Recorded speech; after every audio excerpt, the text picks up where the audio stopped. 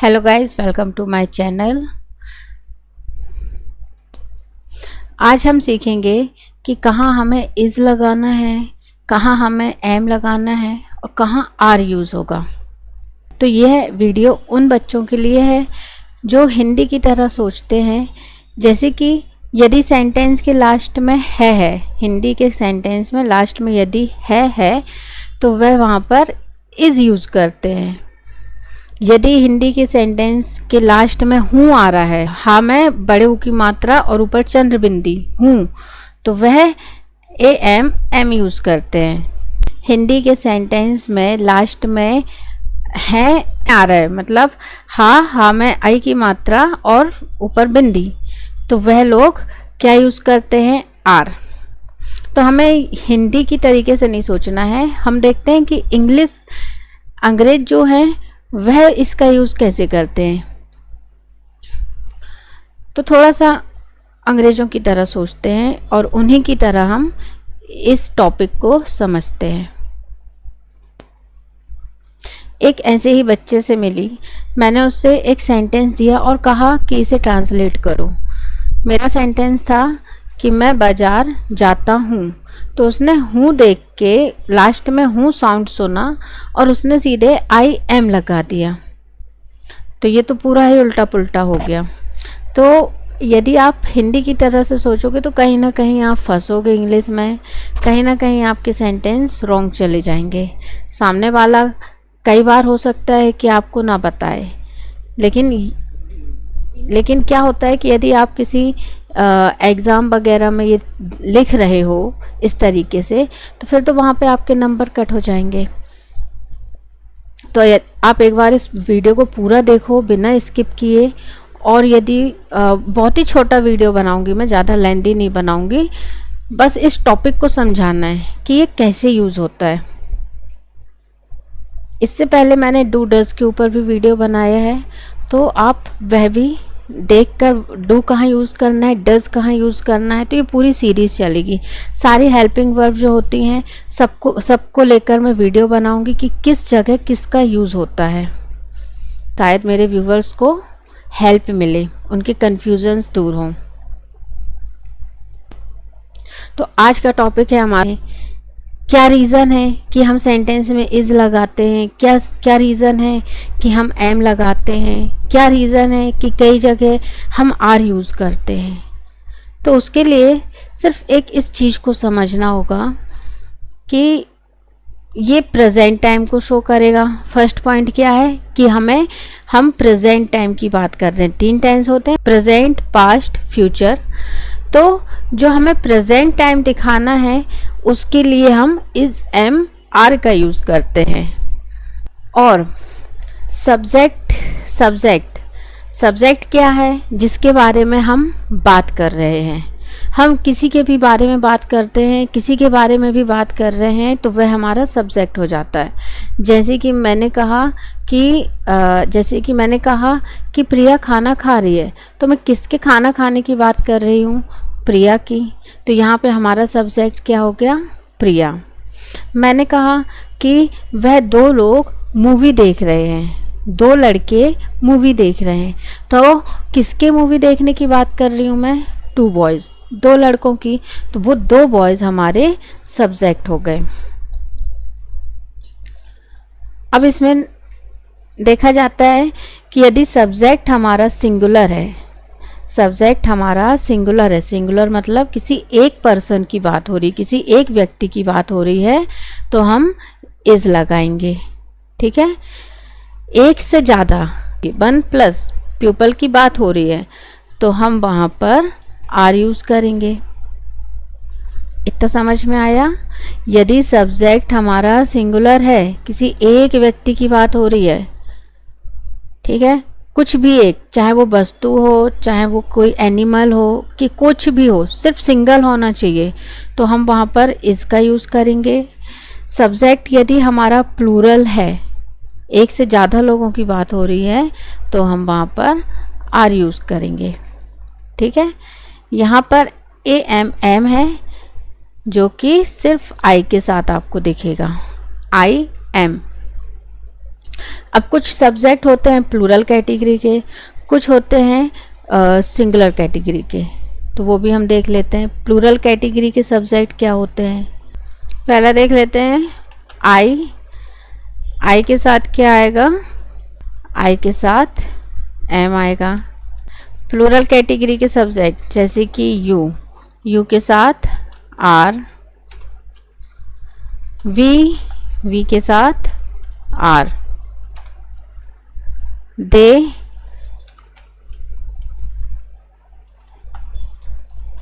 दे के साथ भी आर आएगा।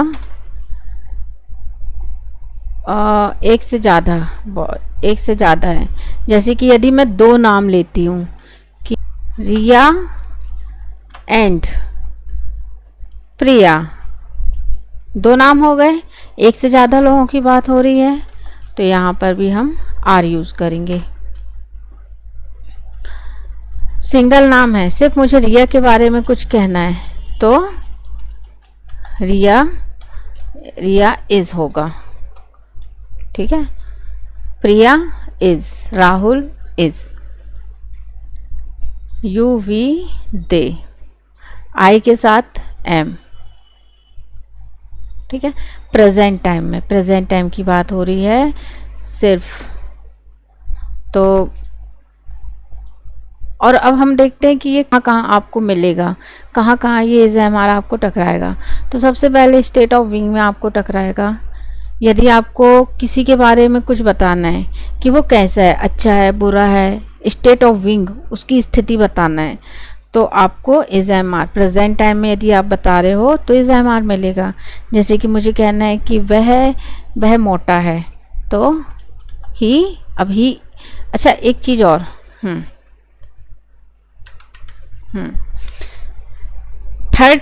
थर्ड पर्सन सब्जेक्ट्स भी होते हैं, थर्ड पर्सन सब्जेक्ट भी होते हैं, जैसे कि ही के साथ क्या लगेगा, इज।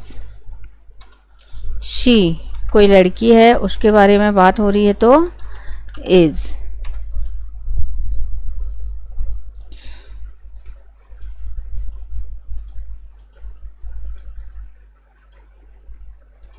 बहुत ही सरल भाषा में समझा रही हूँ मैं, बहुत ही इजी वे में। ही इज और इट, इट के साथ इज लगेगा, ठीक है। अब कुछ लोगों का सवाल रहता है कि यू तो हम किसी सिंगल व्यक्ति के बारे में बात करते हैं, तो वहाँ पर आर क्यों लगता है? तो ये भी देख लेते हैं। जैसे कि ये मैं हूँ, ठीक है, ये मैं हो गई। यार ये ड्राइंग तो मुझसे नहीं आती है ख़ास तौर पे इस पे, लेकिन फिर भी कोशिश कर लेते हैं। ये मैं हो गई, यहाँ पे कोई है जिससे मैं बात कर रही हूँ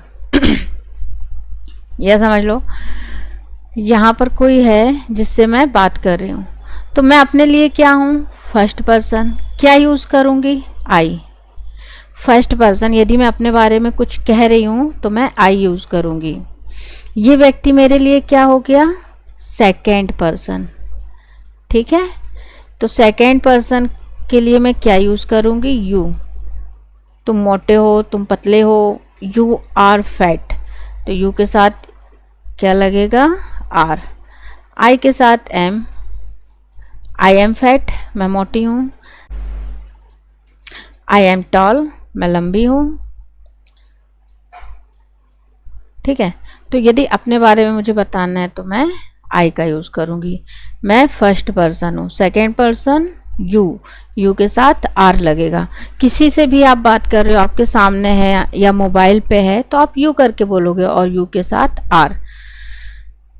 अब इसमें होते हैं थर्ड पर्सन। थर्ड पर्सन जैसे कि आप किसी तीसरे व्यक्ति के बारे में बात कर रहे हो, है ना। दो लोग हैं और वह किसी तीसरे व्यक्ति के बारे में बात कर रहे हैं कि वो जो राहुल है ना, वो बहुत झूठा है, वो जो राहुल है वह पतला है ना। तो ये थर्ड पर्सन हो गया। थर्ड पर्सन यदि लड़का है तो ही यूज़ होगा, लड़की है तो शी यूज़ होगा। तो ये थर्ड पर्सन के साथ हमेशा क्या यूज़ करेंगे हम, इज़, प्रेजेंट टाइम में बताने के लिए। He is fat, he is slim, he is a good boy, she is a good girl, तो इज़ यूज़ होगा यहाँ पर। थर्ड पर्सन में और भी सब्जेक्ट आते हैं। एक थर्ड पर्सन होता है दे। अब दे एक ऐसा ग्रुप जिसमें एक से ज़्यादा लोग हैं, 2 भी हो सकते हैं, 3 भी हो सकते हैं, तो हम क्या कहेंगे, दे आर। क्यों? क्योंकि ये प्लूरल हो गया। यदि मैंने एक लड़के की बात की तो वो सिंगल बॉय की बात हो रही है ना, तो ही, लड़की है सिंगल है तो शी। अब ये इसमें प्लूरल भी होता है, थर्ड पर्सन प्लूरल कैटेगरी में आता है दे, और दे के साथ क्या यूज़ होगा, आर।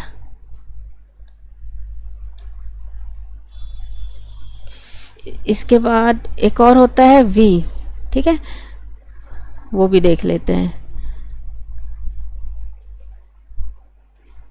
वी, अब वी एक ऐसा ग्रुप जिसमें एक से ज़्यादा लोग हैं, 2 भी हो सकते हैं, 3 भी हो सकते हैं, पर उस ग्रुप में मैं खुद भी शामिल हूँ, मतलब आई भी शामिल है। मैं कह रही हूँ कि हम सब एक हैं, हम सब एक फैमिली हैं, तो वी आर अ फैमिली। तो वी के साथ क्या यूज़ होगा, आर। एक से ज़्यादा हो गए ना, वी आर। मैं अपने सिर्फ अकेले के बारे में बात करूँगी तो आई एम, पर मैंने अपने साथ और भी लोगों को, अपने पूरे परिवार की बात कर रही हूँ, तो परिवार में तो एक से ज़्यादा लोग ही होते हैं ना, तभी तो परिवार बनता है वो, तो प्लूरल कैटेगरी का हो गया, इसलिए यहाँ पर आर लगेगा। तो है, हूँ और क्या था वो, है से कोई मतलब नहीं है, सिर्फ हम सब्जेक्ट देखते हैं। यदि सब्जेक्ट हमारा सिंगुलर है तो हम उस हिसाब से हेल्पिंग वर्ब चूज़ करते हैं। सिंगुलर यदि हमारा प्लूरल है, प्लूरल कैटेगरी का है, तो हम आर यूज़ करते हैं, और आई के साथ एम यूज़ होता है। यहाँ तक आया समझ में? तो मैं मानती हूँ कि इतना तो समझ में आ गया होगा। सब्जेक्ट सिंगुलर है, सिंगुलर सब्जेक्ट, एक व्यक्ति की बात हो रही है तो इज, प्लूरल कैटेगरी का है तो आर। प्रेजेंट टाइम में, ओके, प्रेजेंट टाइम में मैं अच्छी हूँ, आई एम गुड। मैं बाहर हूँ, I am out of the house. मैं गार्डन में हूँ, आई एम इन द गार्डन। मैं हॉल में हूँ, आई एम इन द हॉल। मैं किचन में हूँ, मैं अपने बारे में बता रही हूँ, आई एम इन द किचन। तो प्रेजेंट टाइम में उस जिस समय मैं बोल रही हूँ उस समय, उसी समय, राइट नाउ मैं कहाँ पर हूँ वो मैं बताऊँगी। जैसे मैं कह रही हूँ अभी मैं कंप्यूटर रूम में हूँ, तो ये प्रेजेंट टाइम है ना, तो आई am in the computer room. Kitchen में होती तो मैं कहती आई एम इन द किचन। मुझे कहना है मेरी बेटियाँ स्कूल में हैं, तो मेरी 2 बेटियां हैं, दोनों के बारे में बता रही हूँ मैं कि इस समय वो प्रेजेंट टाइम में, मतलब अभी वो कहाँ है, स्कूल में है। तो दोनों के बारे में बात कर रही हूँ, क्या हो गया, प्लूरल कैटेगरी का। तो my daughters are in the school. Park में होती तो क्या कहती, my daughters are in the park. तो आर मैं इसलिए लगा रही हूँ क्योंकि मैं दोनों बेटियों के बारे में अपनी बात कर रही हूँ। किसी एक के बारे में यदि मुझे कहना है तो मैं इस लगाऊंगी। मुझे कहना है कि नव्या स्कूल में है, Navya is in the school. Kanishka park में है, Kanishka is in the park. ठीक है, तो ये फर्क होता है। सिंगुलर सब्जेक्ट, प्लूरल सब्जेक्ट देखते हैं। यहाँ पर है, हैं और हूँ से कोई लेना देना नहीं है। यदि आप इस तरीके से पढ़ोगे तो कहीं ना कहीं जाके फंस जाओगे, कहीं ना कहीं आपके मुंह से कुछ ना कुछ, कहीं ना कहीं तो होता है वो कि गलती होती है, कंफ्यूजन होते हैं।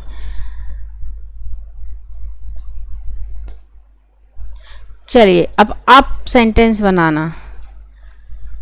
मैं पार्क में हूँ, आई के साथ क्या होगा, एम की इज की are, am, I am in the park.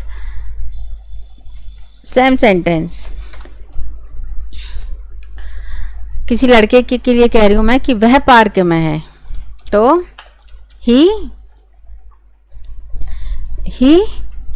Is in the park, third person singular. क्या हो गया ये? Third person singular.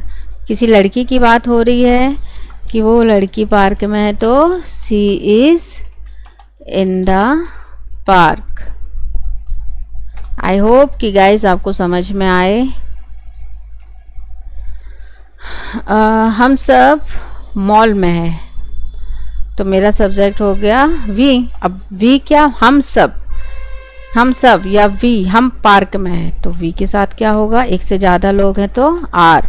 We are in the mall.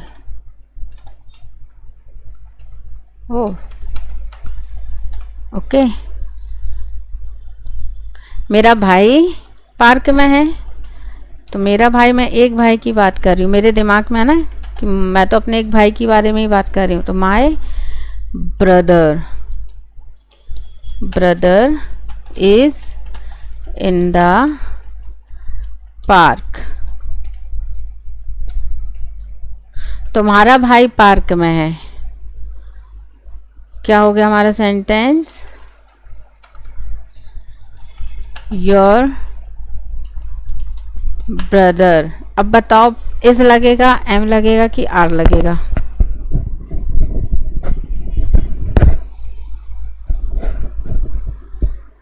Your brother, तुम्हारा भाई, तो किसी एक भाई की बात हो रही है तो इज। योर देख के आर मत लगा देना। हम यहाँ पर इस ब्रदर को देखेंगे कि भाई कितने ब्रदर्स की बात हो रही है।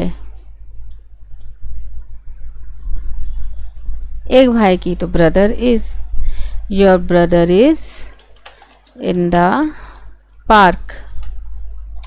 ठीक है। इसके बाद आपको इज एम आर, ये तो हो गया state of being. Present time में हम किसी की लोकेशन, किसी के बारे में कुछ बता रहे हैं, कोई इन्फॉर्मेशन दे रहे हैं, तो हम इज एम आर यूज करेंगे।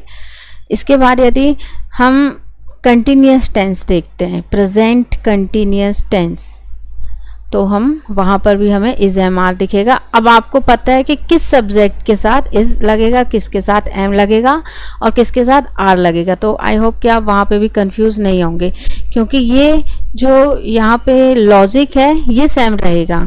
सब्जेक्ट यदि सिंगुलर है तो इज, प्लूरल है तो आर, आई के साथ एम लगेगा। ठीक है। एक जगह है, मैं प्रेजेंट टाइम की बात कर रही हूँ। ठीक है, प्रेजेंट टाइम में इज एम आर की बात कर रही हूँ। यदि हम पास्ट की बात करेंगे तो वहाँ के लिए हेल्पिंग वर्ब्स अलग हो जाती हैं, तो वो मेरा अगला टॉपिक रहेगा। अभी के लिए मुझे लगता है इतना काफ़ी है। कोई भी कन्फ्यूज़न हो जरा सी भी, तो आप कमेंट सेक्शन में ज़रूर लिखें, मैं उस चीज़ को पढ़ के वो आपको ज़रूर बताऊँगी। तो चलिए फिर मिलते हैं नेक्स्ट वीडियो में। तब तक के लिए अपना ध्यान रखें। वीडियो पसंद आए तो प्लीज़ इसे लाइक करें और लोगों में शेयर करें, ताकि और भी लोग इसका फ़ायदा उठा सकें। किसी टीचर्स के पास जाके उन्हें सीखना पड़े, अलग से समझना पड़े, तो वो पॉसिबल नहीं हो पाता है। ठीक है। और इस तरीके से बहुत ही कम लोग पढ़ाते हैं, हिंदी मीडियम में तो बहुत ही कम।